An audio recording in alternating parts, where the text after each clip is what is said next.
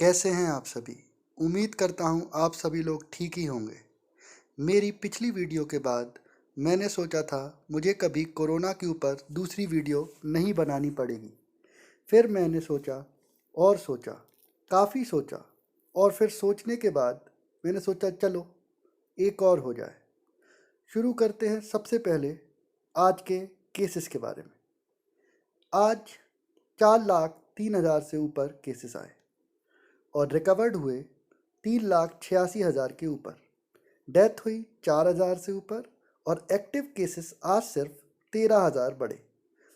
इस ग्राफ से आप देख सकते हैं कि एक्टिव केसेस काफ़ी नीचे जा रहे हैं और रिकवर्ड केसेस काफ़ी ऊपर जा रहे हैं। आजकल मैं काफ़ी सारे मीम्स देख रहा हूँ, काफ़ी सारे पोस्ट देख रहा हूँ। बहुत लोग बहुत तरह की बातें कर रहे हैं, तो उनकी सब बातों के ऊपर मैं बात कर लेता हूँ। सब लिख के रखा है। सबसे पहले टॉपिक, हॉस्पिटल नहीं खुलवाए गए, मंदिर मस्जिद खुलवाए गए, टिकट्स नहीं खरीदे गए, एक्सेट्रा एक्सेट्रा एक्सेट्रा। सबसे पहले सभी लोगों से एक बहुत छोटी सी रिक्वेस्ट करना चाहूँगा। प्लीज़ गूगल पर सर्च करिए number of AIIMS in India. Dates के साथ आपको दिख रहा होगा और मैं भी आपको दिखा देता हूँ। वहाँ पर डेट्स के साथ आपको क्लियरली दिख रहा होगा कि 2012 से पहले, वैसे 2014 कहना चाहिए, फिर भी 2014 से पहले देश के अंदर 8 एम्स थे और 2019 तक 12 और बन गए और 3 बनने वाले हैं। तो टोटल 7 साल में हमारे देश में 15 एम्स खुल चुके हैं, जबकि हमारी आज़ादी से बाद 2014 तक सिर्फ 8 एम्स बने हैं। ये मैं नहीं कह रहा, ये मैं आप लोगों की तरह व्हाट्सएप और फेसबुक और ट्विटर इन सब पर विश्वास नहीं करता। गूगल पर जाइए, सर्च करिए, उसके बाद आइए डिस्कस करें। फालतू मीम जीवी ना बनिए। उसके बाद बात हुई वेंटिलेटर्स की। वेंटिलेटर्स की क्या ही कहें, मैं अपने ललितपुर का ही एग्जाम्पल दे सकता हूँ। हमारे यहाँ 8 वेंटिलेटर्स आए मगर एक भी नहीं चल रहा। खराब नहीं है मगर चलाने वाला ही नहीं है। पीएम आपके मुंह में गले में घुसा के तो नहीं जाएंगे ना पाइप्स। आपने वोट दिया है तो अब गले में घुसा के जाओ, ऐसा कुछ तो नहीं चलेगा।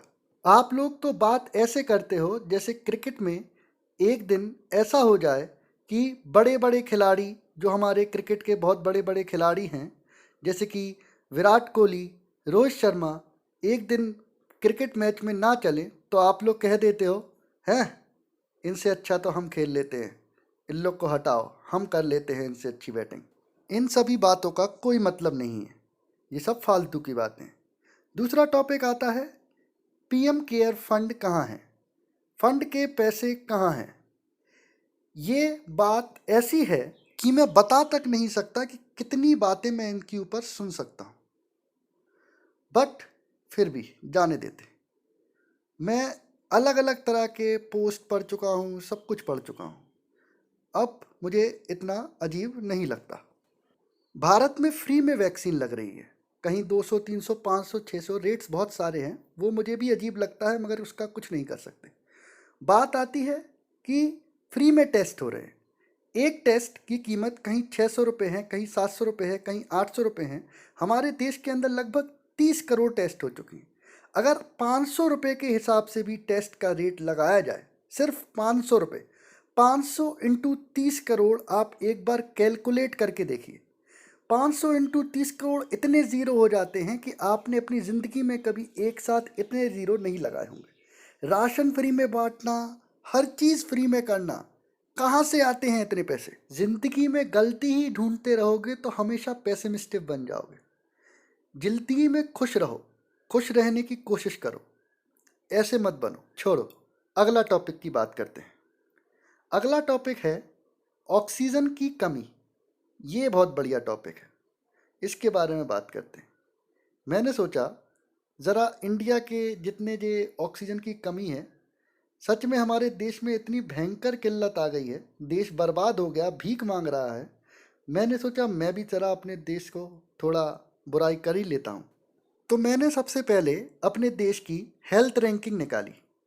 तो हेल्थ रैंकिंग के हिसाब से हमारे देश की रैंक है 112। 112वीं रैंक पे हमारा देश हेल्थ में आता है। अब हमने बाकी देशों की निकाली, जहाँ पर अच्छे अच्छे देश जैसे यूएसए, स्पेन, जर्मनी, फ्रांस, ये सब भारत से काफ़ी ऊपर थे। फिर मैंने इनके बारे में थोड़ा बहुत निकालने की कोशिश की।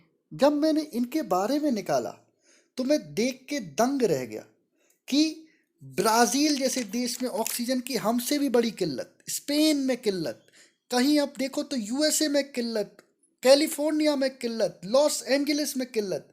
हर जगह आप पढ़ते जाइए, बस हर देश के अंदर किसी ना किसी चीज़ के अंदर आपको किल्लत मिली जाएगी। मगर वहाँ पर और यहाँ पर में फ़र्क सिर्फ इतना है कि वहाँ पर आपको जयचंद नहीं मिलेंगे जैसे जयचंद आपको हमारे देश में मिल जाते हैं, जो बिना बात के हमारे देश की बुराई करने के लिए ही बैठे हुए हैं। यही सबसे बड़ी परेशानी है हमारे देश की। अगली बात आती है, मोदी जी ने वैक्सीन बाहर क्यों भेज दी। हमारे देश में वैक्सीन पूरी नहीं पड़ पा रही है और देश ने बाहर भेज दी। अरे मेरे ज्ञानियों, आपको शायद पता नहीं है कि देश की वैक्सीन एक प्राइवेट कंपनी ने बनाई है, जिसका नाम है सीरम इंस्टीट्यूट ऑफ इंडिया। नाम सीरम इंस्टीट्यूट ऑफ इंडिया का मतलब ये है कि वो एक प्राइवेट कंपनी है जिसने वैक्सीन के कॉन्ट्रैक्ट्स साइन किए हैं अलग अलग देशों से, और उसको अलग अलग समय पे उन देशों को उतनी उतनी वैक्सीन प्रोवाइड करानी है। ऐसा नहीं है कि उसको केवल भारत को ही वैक्सीन देनी है। जैसे कि गवी गवी एक कॉन्ट्रैक्ट है जिसके अंदर उसको गरीब देशों को वैक्सीन प्रोवाइड करानी है। हमारे देश के सारे राज्य आज़ाद हैं, वो किसी भी देश से इंपोर्ट करा के वैक्सीन खरीद सकते हैं, जैसे कि महाराष्ट्र और राजस्थान ने कोशिश भी की है। Because health is a state subject. अब स्टेट सब्जेक्ट क्या आपको समझा देता हूँ, आप लोग को समझ नहीं आ रहा होगा। आपको ये पता होना चाहिए कि हमारे देश में 3 तरह के सब्जेक्ट्स होते हैं। सब्जेक्ट्स मतलब 3 तरह के रूल्स होते हैं: यूनियन लिस्ट, स्टेट लिस्ट और कॉन्करेंट लिस्ट। ये 3 तरह की लिस्ट होती हैं। यूनियन लिस्ट, स्टेट लिस्ट और कॉन्करेंट लिस्ट में अपने स्कूल के हिसाब से समझाता हूँ। जैसे स्कूल में मैं केमिस्ट्री पढ़ाता हूँ, कोई दूसरा टीचर फिजिक्स पढ़ाता है और कोई तीसरा टीचर बायो पढ़ाते हैं। अब बायो वाला टीचर केमिस्ट्री में नहीं कुछ कर सकता, केमिस्ट्री वाला टीचर बायो में कुछ नहीं कर सकता और फिजिक्स वाला टीचर एसएसटी में कुछ नहीं कर सकता। बट सबका एक कॉन्करेंट काम होता है, वो होता है स्कूल का डिसिप्लिन। वो कॉन्करेंट लिस्ट हुआ। उसी तरह यूनियन लिस्ट सेंटर गवर्नमेंट के अंदर आती है और स्टेट लिस्ट स्टेट गवर्नमेंट के अंदर आती है।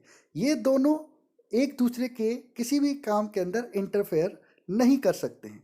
उसी के चलते स्टेट का जो हेल्थ सब्जेक्ट होता है उसको हेल्थ ही देख सकता है स्टेट। मगर जब तक हमारे देश के अंदर स्टेट लिस्ट है जिसमें हेल्थ है, तो वो स्टेट ही उस कानून को देखेगा। अब कुछ लोग कहेंगे कि पहले हमारे देश के अंदर एकदम से पूरा लॉकडाउन कैसे लग गया। उसका भी जवाब है हमारे देश का महामारी कानून, जिसको हम कहते हैं disaster management act. Disaster management act, जब तक हमारे देश के हर स्टेट के अंदर डिज़ास्टर मैनेजमेंट एक्ट का एक कमेटी नहीं बन जाती है, तब तक उस स्टेट की जिम्मेदारी सेंटर की होती है। मगर एक बार जब सेंटर स्टेट के अंदर डिज़ास्टर मैनेजमेंट कमेटी बना देता है, उसके बाद स्टेट की पूरी जिम्मेदारी होती है उस डिज़ास्टर को लेके। अब अगला टॉपिक आता है चुनाव। चुनाव क्यों कराए गए ऐसे महामारी के बीच में? इसका एक सिंपल सा जवाब है, हमारे देश में अगर चुनाव कराए जाएं तो लोग ऐसे बोलते हैं, और अगर नहीं कराए जाएं तो बीजेपी ने डेमोक्रेसी की हत्या कर दी। वैसे भी हमारे देश में बीजेपी तो मशहूर है डेमोक्रेसी की हत्या करने के लिए। अगर वहाँ पर प्रेसिडेंट रूल लग जाता तो बीजेपी डेमोक्रेसी की हत्या कर देती। तो अब एक अच्छी बात याद आई। क्या आप लोगों को पता है कि योगी जी आदित्यनाथ जी ने एक लेटर लिखा था कि हमारे देश में अभी पंचायत चुनाव नहीं होने चाहिए, मगर हाई कोर्ट ने कहा कि लेट इट बी। ये पता है किसी को? नहीं पता होगा। क्यों पता होगा? हम लोग फालतू चीज़ें सर्च करेंगे, गूगल सर्च थोड़ी करेंगे, न्यूज़ थोड़ी देखेंगे। हाई कोर्ट, सुप्रीम कोर्ट, ये कौन है? हम तो उनसे ऊपर हैं। वो सब तो फालतू चीज़ें होती हैं ना। सबसे अजीब बात है कि चुनाव इलेक्शन कमीशन कराता है और गाली सुनने को मिलती है सरकार को। लॉजिक इस चीज़ के अंदर ज़ीरो भी नहीं, माइनस में है। लोग कहते हैं कि लीडर पढ़ा लिखा होना चाहिए। पढ़ा लिखा लीडर होगा तो पढ़ी लिखी बातें करेगा, वो समझेगा, हर चीज़ होशियारी से करेगा, ये होगा वो होगा। भगवान का शुक्र है कि हमारा नेता पढ़ा लिखा नहीं है। एक पढ़ा लिखा नेता देख रहा हूँ दिल्ली में, मुझे और नहीं चाहिए। पढ़ा लिखा इंसान देख के एक बात तो मैं समझ गया हूँ, जब भी पढ़ा लिखा इंसान नेतागिरी में जाएगा वो अच्छे से उल्लू बना पाएगा, क्योंकि उसमें अकल है, उसमें समझ है कैसे उल्लू बनाना है। मुझे समझ नहीं आता किस लेवल पे दिल्ली के लोग अंधे हैं। कल ही भारत सरकार ने प्रधानमंत्री गरीब कल्याण योजना के तहत मुफ्त राशन देने की योजना को फिर से आगे बढ़ाया है। मई और जून के महीने में देश के हर गरीब को मुफ्त राशन मिलेगा। आज हम दो निर्णय हम लोगों ने लिए हैं। एक तो ये कि जितने दिल्ली में राशन कार्ड धारक हैं, लगभग 72 लाख राशन कार्ड धारक हैं, इन 72 लाख लोगों को अगले 2 महीने के लिए मुफ्त में राशन दिया जाएगा। इसका मतलब आप ये मत निकालिएगा कि लॉकडाउन 2 महीने चलेगा। भगवान ना करे ज़्यादा दिन चलाना पड़े, भगवान करे कि जल्दी केसेस कम होना चालू हों और जल्दी लॉकडाउन ख़त्म हो। लेकिन जो आर्थिक तंगी से गरीब आदमी जूझ रहा है उसको मदद करने के लिए अगले 2 महीने के लिए सरकार ने निर्णय लिया है कि अगले 2 महीने के लिए सबको राशन मुफ्त दिया जाएगा दिल्ली सरकार की तरफ से। मतलब जो स्कीम भारत सरकार बनाती है उसके कुछ दिन बाद उसको अपने नाम से लॉन्च कर देते हैं। अभी 10 दिन पहले केंद्र सरकार ने स्कीम निकाली कि मुफ्त में 2 महीने के लिए राशन देंगे, तो हमारे केजरीवाल भैया आ गए, कहने लगे अरे हम आपको 2 महीने के लिए फ्री में राशन देंगे। भाई थोड़ा तो हिसाब से झूठ बोलो। किसी ने स्कीम निकाली और इन भाई साहब ने अपने नाम पे करने में 2 मिनट नहीं लगाए। अब इनके नेता ही देख लो, इनसे बड़े वाले हैं। जैसा कि आप सब जानते हैं, दिल्ली में ऑक्सीजन की कुल मांग 976 मीट्रिक टन है, यानी कि 976 मीट्रिक टन।